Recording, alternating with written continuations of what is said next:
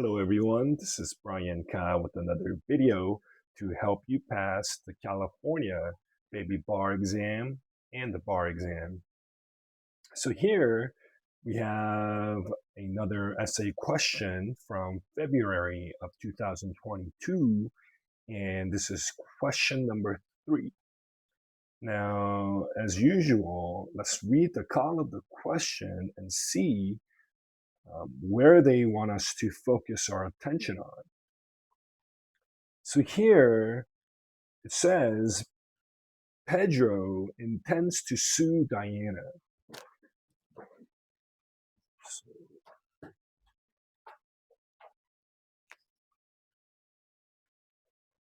So let's write that down. Pedro versus Diana. The first question is, what claims? What claims Pedro reasonably assert against Diana? Number 2 is, what remedies?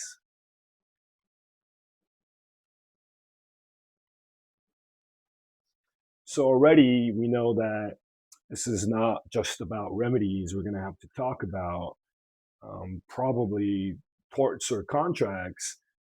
But since we haven't read the fact pattern, we don't really know where this is going to take us. But for sure, we're going to have to analyze whether the claims are legit, and we're going to have to also analyze under those claims what remedies we can argue on behalf of Pedro. Okay, so let's read the question. It says, 30 years ago, Diana built a large open-air theater to provide an outdoor multi-use entertainment venue. On weekdays, Diana rents the venue to the local dance companies. On weekend evenings, Diana hosts rock concerts at the theater.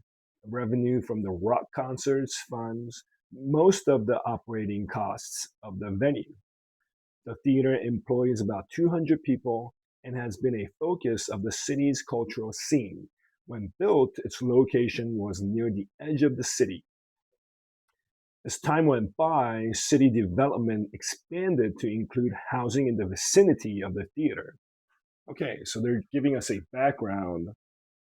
And 30 years ago, Diana built this theater. On weekends, she rents the venue to all these companies. The thing is, on weekend evenings, she hosts rock concerts at the theater. And the revenue from the rock concerts funds operating costs. And it even employs about 200 people and has been a focus of the city's cultural scene. Okay, so they're kind of building up this argument that the utility and the economics point of view for this open theater built by Diana has some value. It's not something that is just a nuisance, for example, because they're telling you exactly what it gives back, right? But we're going to have to read further down the line to find out what they want us to analyze. So Pedro recently purchased a house in a subdivision located adjacent to the theater. Although Pedro knew about the theater when he bought his house, he thought that the new house was a perfect place to raise a family.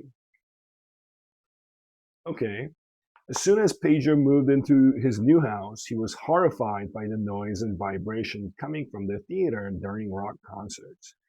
He could feel the floor shake and could not have a normal conversation because of the loud noise.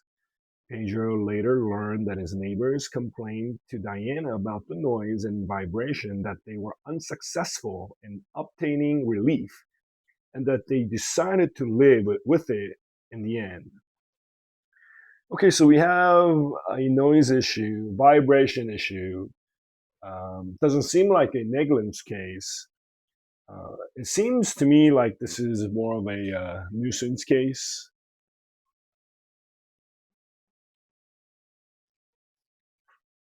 Nuisance, as you probably remember, is substantial and unreasonable interference with one's right and enjoyment of property.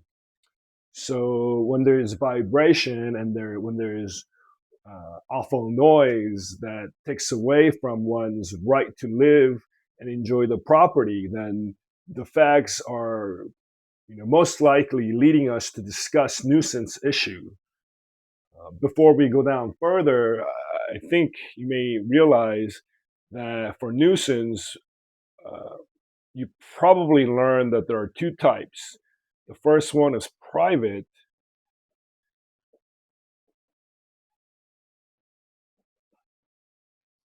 and the second one is public. And whenever you get nuisance, you usually have to discuss both. We just discussed the elements for private, substantial, and unreasonable. For public, it's the damages has to be unique, that is different from the public at large. That is the difference between private and public nuisance. So let's go on. Pedro approached Diana. She explained that she had already taken steps to mitigate the negative impact by requiring that all concerts end by 11 p.m. and setting a maximum noise level. Diana explained that the facility could not survive economically without rock concerts and that rock concerts were by nature loud. A few days later, in an effort to find out if she might be able to relieve Pedro of some of his discomfort, Diana went to his house to determine whether sound deadening materials might be added. She forgot to tell Pedro that she was coming. Diana let herself into Pedro's backyard, took some measurements, and left without disturbing anything. So she came in without consent, but she didn't take anything. So there's no conversion. We don't have to worry about trespass to chattel. But it looks like there is an issue of trespass here, right? Because trespass is intentional invasion of another person's property without consent, right?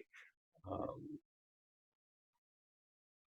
so, as far as number one goes, what claims, we're going to have to discuss nuisance and trespass. Now, I think nuisance is going to be pretty interesting because uh, first, we're going to have to talk about trespass being unreasonable. Unreasonable, they usually talk about a person with normal sensibilities, and when a person has hypersensitive sensibilities, those are often ignored by court. Um, Again, substantial, whether a reasonable person would have been um, affected by this nuisance, and we have to argue both sides because they give us a bunch of facts here. First, um, we have to talk about whether it was reasonable, right? Now, vibration plus noise, floor shaking,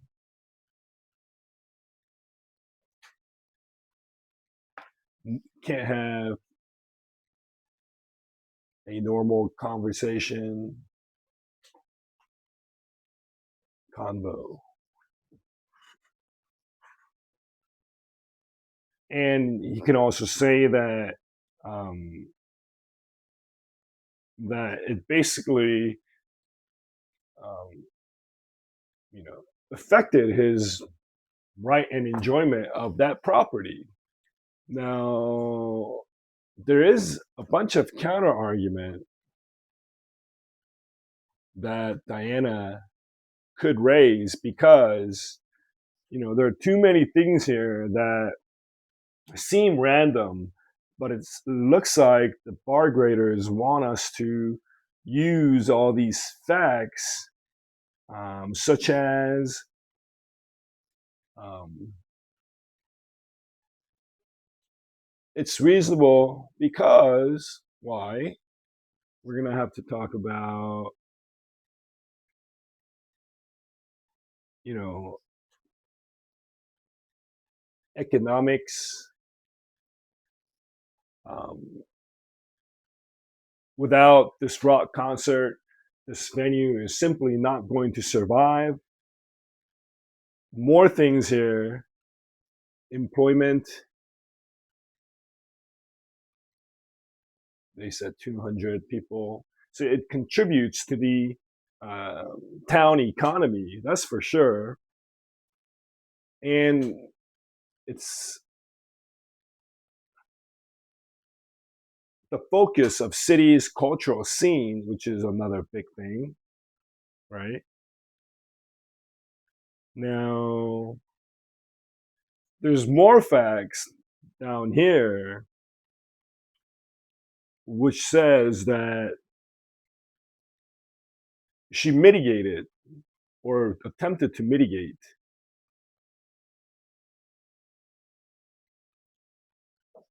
right? Because she had already taken steps to mitigate the negative impact by requiring that all concerts end by 11 p.m. So those are arguments that she could make to argue that the noise and the vibration was in fact reasonable, and she even mitigated her damages. Survivability economically without rock concerts, and by their nature, loud. I think the key in this question is that you don't want to just focus on Pedro's argument and say, it was unreasonable. They're giving you all these facts that you probably have to use to argue on behalf of Diana too, because they're asking for remedies. For Pedro, I guess the conclusion after you argue both sides, you want to derive at Pedro prevailing. However, you have to go through these facts, argue both sides under unreasonableness and substantial, whether it was substantial. Um, I think that is very important. Now, when you argue public nuisance, the harm must be unique to the person who suffered nuisance and different from public at large. And we know that the facts tell us that there were other people who complained about the noise, but others complain, but unsuccessful, right? So that was not unique because it was just not Pedro who suffered damages. They tell you that other people also complained, but they were unsuccessful in succeeding in their claims. So under public nuisance,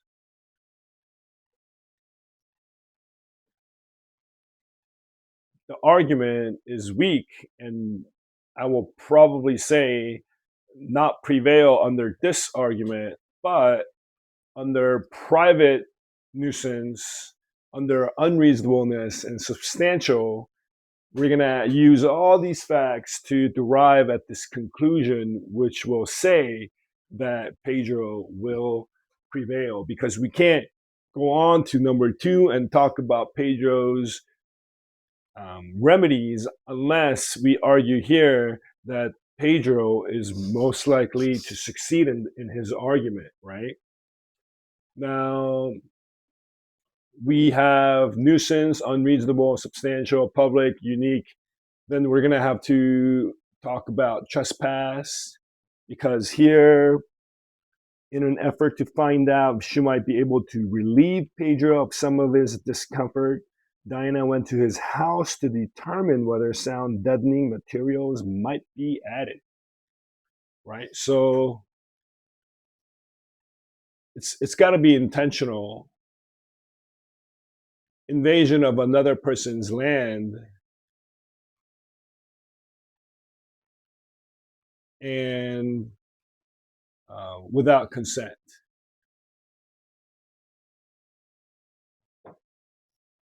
right?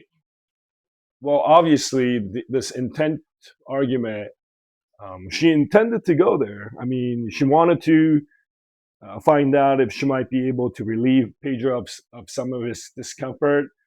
Although, she did it out of goodness, intent argument or intent element for trespass doesn't consider whether there was a good intent to go there. As long as Diana intentionally trespassed, which is an invasion of another person's property, um, and that it was done without consent, then he'll be able to establish trespass against Diana. The only thing is, when we talk about remedies, because there's no real damages here, we're going to have to probably talk about nominal damages.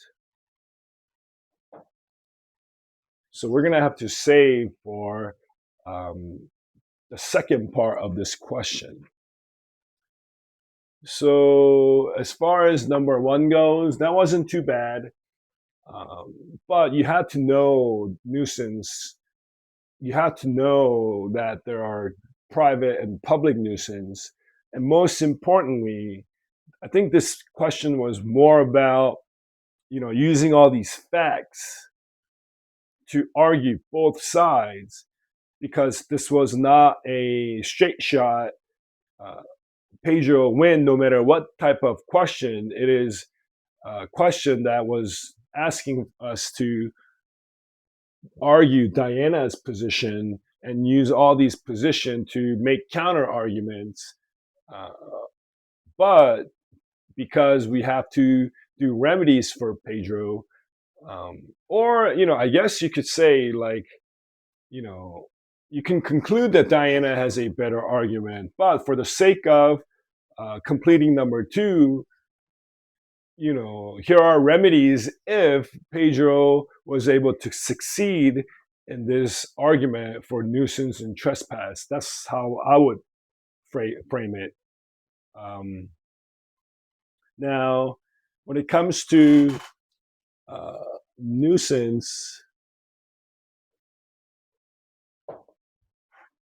I think there are like two situations in torts where, like, typical compensatory, um, like things like reliance, incidentals, uh, foreseeability, certainty, and all that doesn't really matter, because for nuisance and misrepresentation, the expectation damages are usually,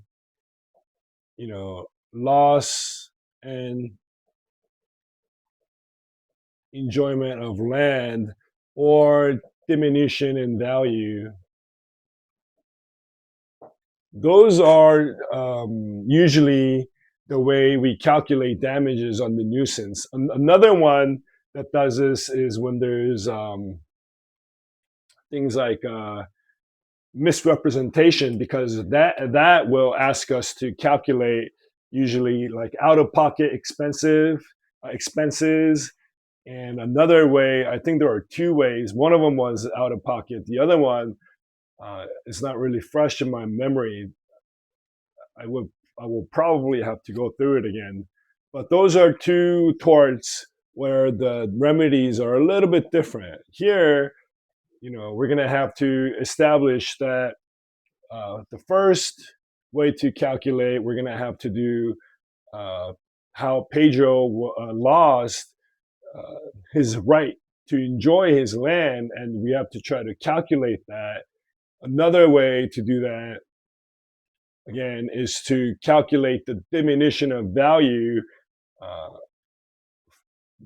it's basically the value of his property considering the nuisance and things that are happening there. And obviously, you're going to have to discuss that in very detail. You know, obviously, you can also make counter arguments, but here they don't really give us any specific figures. So I guess the loss and enjoyment of value in land, we're going to have to be pretty general about that. And then we can talk about the diminution in value as a result of nuisance happening all the time in his land. And I guess as long as um, we explain that and write the rules for these types of damages, we should be good. Also, when we talk about expectation damages, we have to talk about causation. We have to talk about foreseeability. We're going to have to talk about certainty, whether there was mitigation, right? Because those are things that are necessary when it comes to figuring out expectation damages. All right. So another thing, because this is uh, this, they want us to discuss remedies. Yes, we can talk about equitable remedies here because this is not contract. You know, we're not talking about like reformation. We're not really going to discuss rescission. Um, this is not obviously ejectment or um, replevin. It's not that. But I think that he may have an argument under things like TRO, uh, preliminary injunction, and permanent injunction. Now, specific performance won't be included here because for specific performance, the first element that's required for that is that there has to be a contract between two parties with certain and definite terms. Here, we're not talking about a contract between Pedro and Diana. It was just straight, tort remedies. So in TRO, as you remember, um, it's to preserve the status quo prior to the actual hearing, right? And we have to remember that the elements for it are things like Pedro will suffer irreparable harm, inadequate damages, things like balance of hardships, and likely to prevail, and no adequate defenses, right? And also no notice required, ex parte, okay. For preliminary injunction, we have to go through everything except for number 6, notice, ex parte, no, notice required, right? For permanent, the main thing here, again, is inadequate legal damages.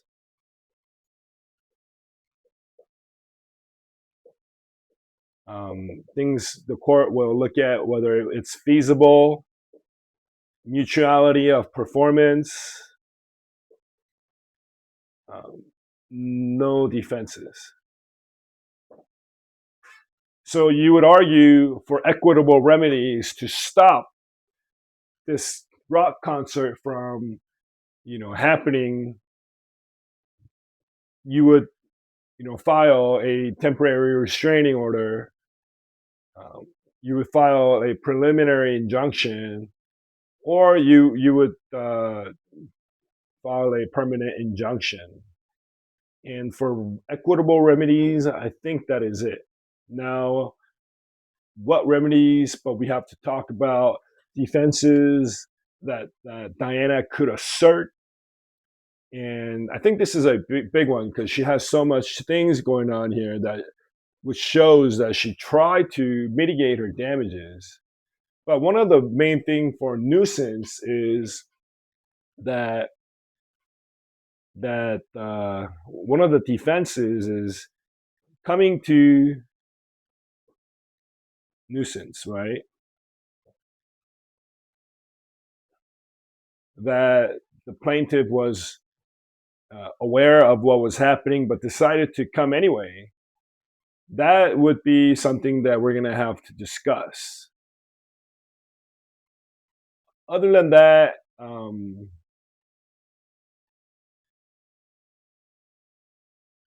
think that is it. Let's see. I feel like I missed something. Maybe not. It just seems so much shorter and succinct compared to the last question, because last question was asking us to do a lot. Here, we just had to figure out whether there's a good case for nuisance, figure out whether there was a trespass. Oh, we talked about this earlier, but nominal damages is something that Diana could assert, I guess, because under trespass, we don't really owe you anything, but you could have nominal damages, which means that you win, but you don't get anything. So I guess this is something that we should include somewhere and not forget. But other than that, I'm trying to think of if there are other ways to argue on behalf of Diana because she has so many facts here. But I guess these could be used as a counter argument for unreasonableness, substantial argument, and show a counter there.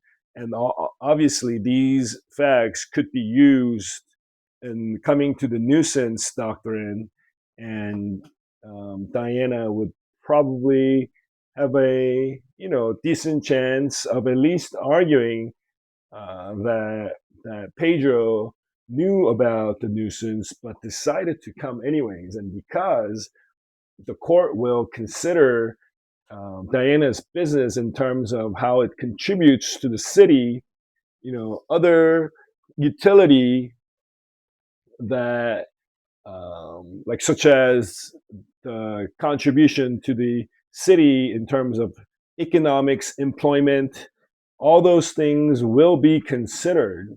So there's gotta be a balancing test to figure out whether you know after balancing all these uh, different things, whether she would be uh, liable for equitable remedies. But it seems like to me this is more of a legal damages um, issue because of all these things going on for Diana. So I would argue, in the end, for me at least, that even though TRO, preliminary injunction, permanent injunction, could be discussed because there is adequate legal damages, court is probably not going to say you can't do business here. Rather, it's going to require Diana to pay back Pedro of some kind of expectation damages, and no equitable remedies here to stop Diana from continuing her business. So with that, I think we have done almost every remedies question. This one was more about torts, but obviously the second portion of it was all remedies, so I decided to do this also. Now we have exactly 3 more remedies questions left, and they're not too difficult. They're more from the recent bar exams, so hopefully I can get to them before getting into wills and trusts.